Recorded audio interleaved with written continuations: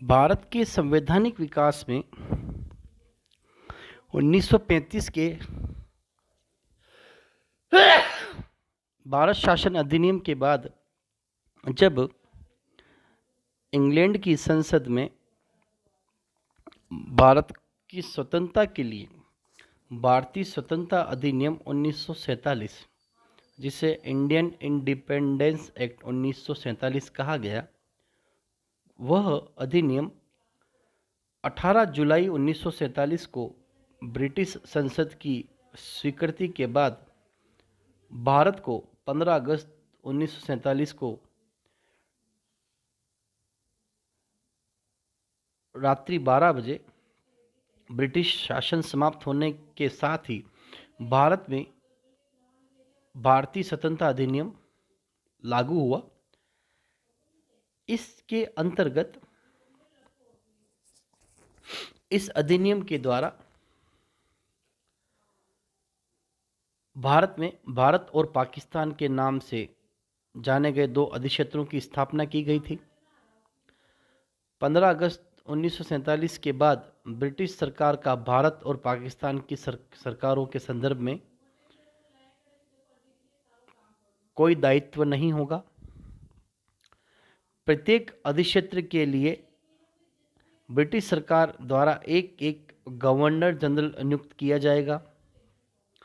नए अधिक्षेत्रों में से प्रत्येक का विधानमंडल पूर्ण प्रभुत्व संपन्न होगा और 15 अगस्त 1947 के बाद ब्रिटिश संसद द्वारा पारित किसी भी अधिनियम का किसी भी एक अधिक्षेत्र की विधि के रूप में प्रचार नहीं किया जाएगा। भारतीय राज्यों पर ब्रिटिश क्राउन की सर्वोच्चता समाप्त हो जाएगी। भारतीय सभा द्वारा विधानमंडल की शक्तियां प्रयुक्त की जाएगी। संविधान सभा अपनी शक्तियों के संदर्भ में किसी भी परिसीमा के अध्ययन नहीं होगा। नए संविधान की रचना होने तक आवश्यक सुधारों के साथ भारत शासन अधिनियम 1935 ही भारत की संवैधानिक विधि के रूप में मान्य होगा या माना जाएगा। भारत के राज्य सचिव का पद समाप्त करके उसके कार्य को राष्ट्रमंडल राज्यों के सचिव को सौंप दिया जाएगा। अर्थात भारतीय स्वतंत्रता अधिनियम 1947 जब इंग्लैंड की संसद में पारित हुआ और उसके बाद 14 अगस्त 1947 को पाकिस्तान और 15 अगस्त 1947 को भारत रात्रि 12 बजे जब स्वतंत्रता घोषित की गई और भारत का विभाजन दो देशों के रूप में किया गया, उसी के साथ ब्रिटिश शासन व्यवस्था भारतीय क्षेत्र पर समाप्त हो चुकी थी। और यह इंडियन इंडिपेंडेंस एक्ट 1947 इंग्लैंड की संसद में पारित किया गया था, जिसकी पृष्ठभूमि 1935 के समय में रखी जा चुकी थी। जैसा कि हमने पहले वीडियो में भी बताया था कि 1935 के अधिनियम को भावी स्वतंत्र भारत के लिए एक अनुदारवादी ढांचा भी कहा गया था और वह उस ढांचे के साथ भारतीय स्वतंत्रता अधिनियम 1947 के साथ भारत को आज़ादी प्राप्त हुई। यह एक जो संवैधानिक विकास था 1600 से लेकर के 1857 तक, 1858 से लेकर के 1947 तक द्वितीय चरण। पहले का जो चरण था वो ईस्ट इंडिया कंपनी के अधीन भारतीय क्षेत्र था। द्वितीय चरण जो था 1858 के बाद कि ईस्ट इंडिया कंपनी की समाप्ति के बाद भारत की शासन व्यवस्थाएं ब्रिटिश क्राउन या इंग्लैंड की संसद के हाथों में जा चुकी थी। वहां से लेकर के इंडियन इंडिपेंडेंस एक्ट 1947 तक जो संवैधानिक विकास हुआ उसमें हमने 1909 के अधिनियम का अध्ययन किया, 1919 के अधिनियम का अध्ययन किया और 1935 के साथ भारतीय स्वतंत्रता अधिनियम 1947। अब इसमें जो एक नया नियम जोड़ा गया था कि नए संविधान की रचना होने तक आवश्यक सुधार कार्यों के लिए 1935 का अधिनियम जो है वही भारत में संवैधानिक रूप से माना जाएगा। इसी के साथ भारत में संविधान की रचना अर्थात आज़ादी के बाद नए संविधान की रचना के लिए भी जो सुधार कार्य प्रारंभ हो चुके थे उन कार्यों को महत्व किया गया था। जैसे 1946 की मंत्रिमंडल मिशन योजना के अंतर्गत भारतीय संविधान के 296 सदस्यों के लिए चुनाव हुए, जिसमें कांग्रेस के 211 तथा मुस्लिम लीग के 73 सदस्य चुने गए। भारत का विभाजन होने पर पाकिस्तान के प्रतिनिधियों ने पृथक संविधान सभा का गठन कर लिया तथा भारत के प्रतिनिधियों से युक्त पूर्ण संविधान सभा के सभी प्रतिनिधियों ने सम्मिलित होने का निश्चय किया। स्वतंत्र भारत के बाद 300 सदस्यीय विधानसभा ने अपना कार्य प्रारंभ किया। वस्तुतः सन 1946 के बाद तथा सन 1947 के स्वतंत्रता अधिनियम द्वारा भारतीय सभा को सभी परिसीमाओं रहित प्रभुत्व संपन्न रूप प्रदान किया गया। उसी के साथ भारत संविधान सभा को स्वतंत्र भारत के लिए सार्थक,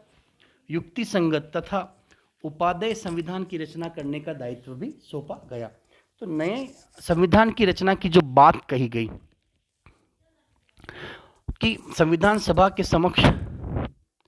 प्रमुख कार्य संविधान के उद्देश्यों को निश्चित करना था, उसी के उद्देश्य से संविधान के उद्देश्यों के संकलन के लिए एक अत्यंत महत्वपूर्ण कार्य था, जिसके लिए पंडित जवाहरलाल नेहरू ने 13 दिसंबर 1946 को स्वतंत्र भारत के संविधान की आधारशिला रखी गई तथा संवैधानिक समस्याओं के समाधान हेतु विविध समितियों का गठन किया गया।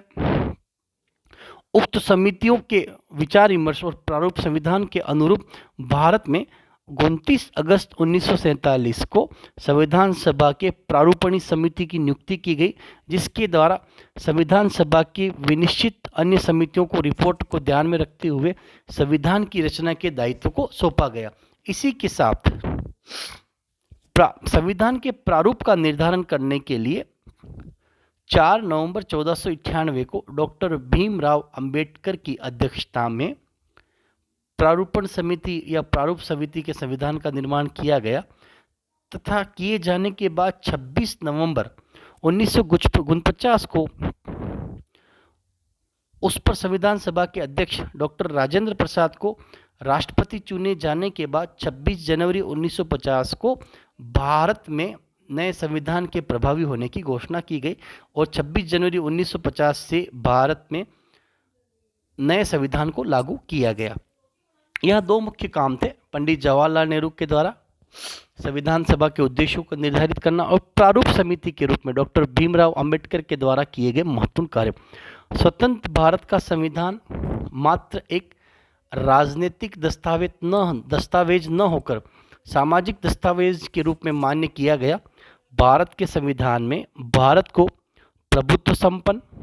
लोकतंत्रात्मक गणराज्य घोषित करने के साथ ही उसमें सामाजिक, आर्थिक, राजनीतिक, न्याय, समता, कल्याणकारी राज्य, मूल अधिकार, राज्य के नीति निर्देशक तत्व, धर्मनिरपेक्षता, स्वतंत्र न्यायपालिका, संघात्मक शासन, संसदीय सरकार, अल्पसंख्यकों के लिए आरक्षण आदि महत्वपूर्ण उपबंध किए गए। भारत का संविधान लिखित रूप में होने के साथ ही संसार का सबसे विशाल संविधान है। इसके 22 भाग हैं तथा इसमें 395 अनुच्छेद हैं, 10 अनुसूचियां सम्मिलित की जा चुकी है और संविधान का आधारभूत उद्देश्य उसकी उद्देशिका में स्वतः प्रकट होता है। जैसे हम भारत के लोग भारत को संपूर्ण प्रभुत्व संपन्न, समाजवादी, पंथ निरपेक्ष, लोकतंत्रात्मक गणराज्य बनाने के लिए तथा उसके सम्मत नागरिकों की सामाजिक, आर्थिक, राजनीतिक, न्याय, विचार, अभिव्यक्ति, विश्वास, धर्म और उपासना की स्वतंत्रता, प्रतिष्ठा और अवसर की समान समता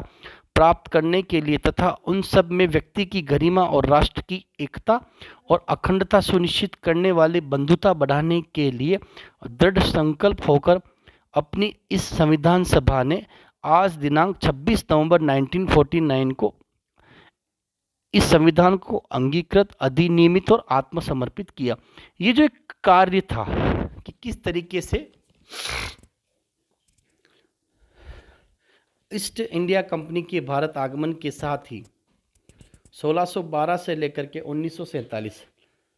इंडियन इंडिपेंडेंस एक्ट जो भारत में लागू किया गया, उसकी जो अलग अलग चरण थे, उन चरणों के द्वारा भारत में जो एक नवीन व्यवस्था को स्थापित किया गया कि 1857 की क्रांति से पहले जो संविधान लागू किए गए उनकी अलग व्यवस्था थी 1857 की क्रांति के बाद जब क्राउन का शासन भारत में आया 1858, उसके बाद जो एक्ट भारत में लागू किए गए, जिसमें हम लोगों ने पिछले वीडियो में काफ़ी हमने उसका अध्ययन किया था, 1909 के अधिनियम, 1919 के अधिनियम, 1935 के अधिनियम, और उसके बाद इंग्लैंड की संसद के द्वारा पारित किया गया भारतीय स्वतंत्रता अधिनियम। ये जो अधिनियम थे, इनके द्वारा देश को आज़ादी प्राप्त हुई तथा संवैधानिक तरीके से, विधानिक तरीके से, लोकतंत्रात्मक तरीके से जो भारत में जो नवीन शासन व्यवस्था को स्थापित किया गया, वह अपने कार्यों को सटीक तरीके से करे। इसके लिए बाद में